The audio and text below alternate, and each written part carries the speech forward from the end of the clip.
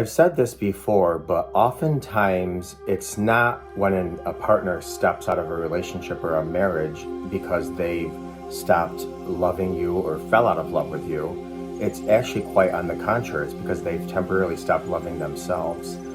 Their need for whatever was feeding them during their acting out superseded, for whatever reason, their commitment, their vows, their all of what love gave them or didn't, kind of was repressed and suppressed because the drug that they needed to escape, to cope, kind of weighed a little bit more on the scale.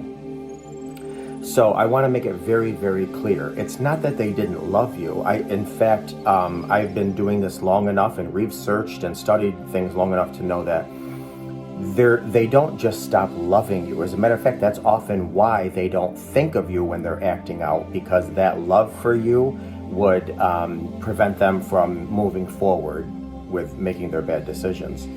So I just want to make it clear that they still love you, but they weren't acting in love.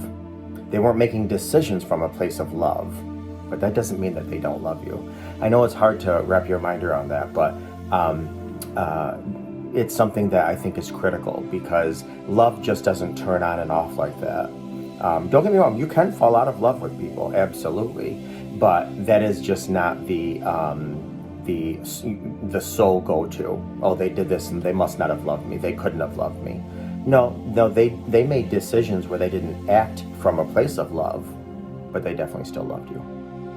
Hope it helps.